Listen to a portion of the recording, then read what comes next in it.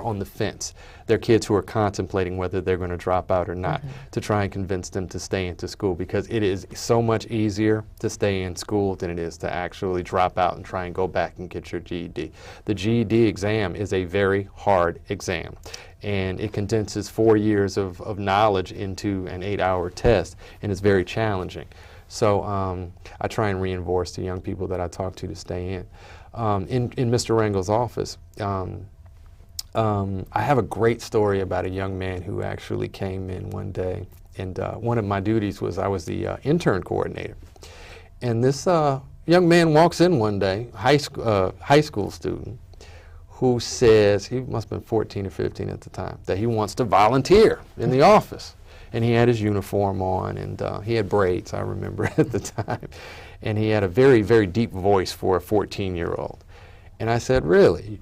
You have an interest in politics? So I talked to him, and he said, yes, I do. I want to do something for my community. So I said, okay, so do you want to go into politics or government at some point? And he said, no, I want to be a physicist.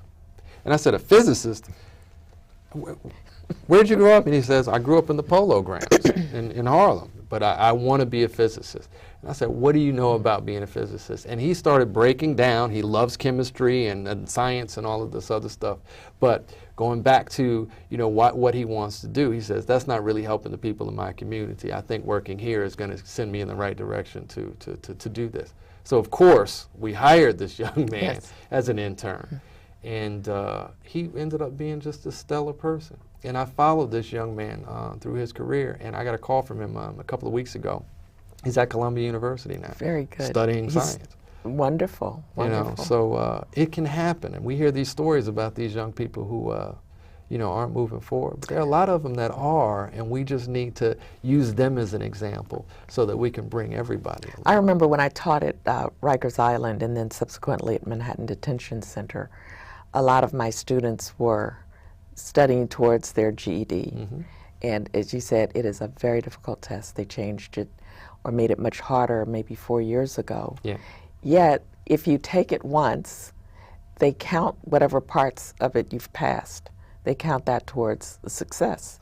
Therefore, to retake it, you only take the parts that you don't pass, and so it gives the student much more time to concentrate or focus on one area, one discipline, or two disciplines, however many they have or were deficient in. Certainly, certainly. But even with that, New York has one of the highest failure rates for the GED exam. So there are people who take it and fail it, and then take it again and fail it. And you know, I just compel people to keep trying and take a preparatory course if they fail it, to make sure that they actually pass those modules that they can. Because without a high school diploma nowadays, there's not much you can do. You know, you can't, you know, get certain jobs without a high school diploma. That's true. Now, once you received your GED, did you continue with school? I did. That same woman who actually helped me got me into a program with the City Colleges of Chicago, and I was there for a semester.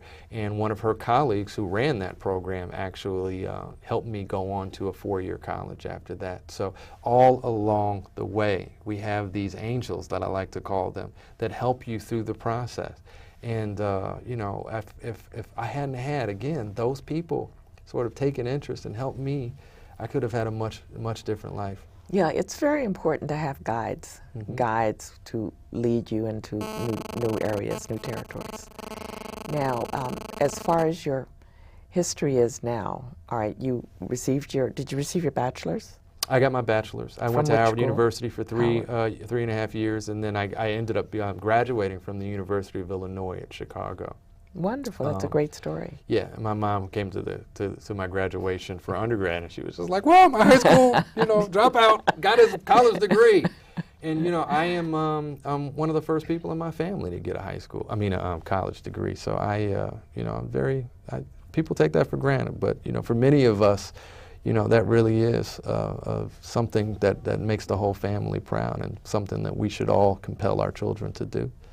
Within your congressional district, what do you feel is the greatest prohibitor for these youth who've dropped out of school, who have no ambition to go ahead and go back to school for their GED? What do you think is the greatest cause for that? Mentors. and people that they feel that can identify with them, that are reaching out and speaking to them at a level that they sort of can understand and accept.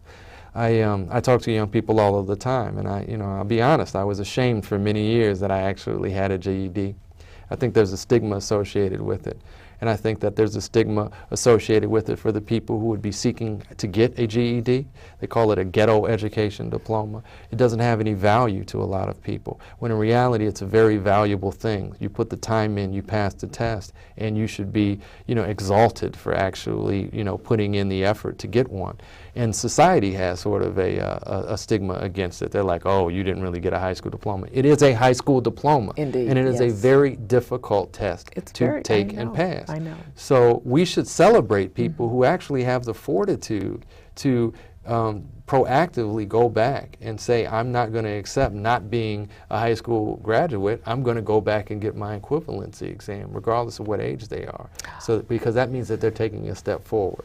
Are there any centers in your congressional district that prepare students for the GED? There are. There's actually an organization, Operation Hope, which has some GED preparatory classes that I speak at. I've spoken a couple of times there. It's on 135th Street and Frederick Douglass Boulevard, Operation Hope. But they have a center that'll reach out and identify for you, depending on where you live, what the closest center is for you to take these preparatory classes. And what's the turnout rate? Do many young people take advantage of it? Well, I shouldn't just Not enough. Restrict it to young people.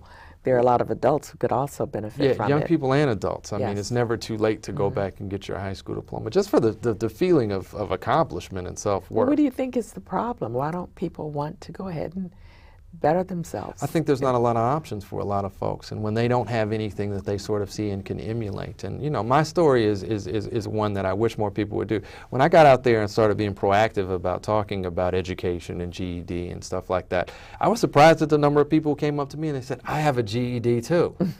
And I'm like, well, have you ever sort of like gotten out there and told people that? And they're like, no. And I'm like, well, if people understood that you have a GED and Vince Morgan, the banker, Ivy League master's degree holder, has a GED, then that may give them some hope that and some understanding that there is no stigma associated with it, really, because if he got it or she got it, then maybe I could get it and I can move further. Now, if you're elected congressman, what would be your first and foremost project? What would you do first in office? If the economy is still the way that it is, I mean, we have to do something to really spur on, economic development and supporting small businesses uptown. And those small businesses, which really are a driver for job creation in the community, will require people who have a certain level of education to do. I think that, if we want to talk about creating jobs, we certainly want to talk about creating jobs that pay a living wage. And most jobs that sort of, even entry-level jobs that pay decently, require a high school diploma. So the challenge uptown is twofold. And in all of the areas of the district, I think they can be better served with some real outreach when it comes to spurring on economic activity that supports small businesses and supporting sort of a robust upgrade of the educational system as a whole. Now, Vince, what would be your outreach strategy? Have you thought of that? Sure, yeah. I'm going to try and do it the old-fashioned way. I tell people this all of the time. This last election cycle, I got so many mailers from so many candidates. I really felt like that was a waste of money.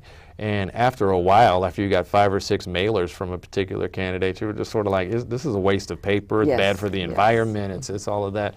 And, to me, a mailer is great, and if you're running in a citywide election, to send a piece of paper that sort of has your credentials on it, that's all fine and well. But that nothing beats the old-fashioned approach, which is getting out in front of as many people as you can and talking to them and listening to them about what issues are important to them. I'm of the belief, and not holding elected office now, that our representation should be that representation. People who are elected to represent the views of the people of the district that they represent. And the only way you can be an effective representative is by representing the interests of those people from information that you get from them. And that's also something I wanted to ask you, which is surprising to me. you're not holding a political office now, yet you're reaching for Congress. Usually political candidates who want to get into the fray start out as a council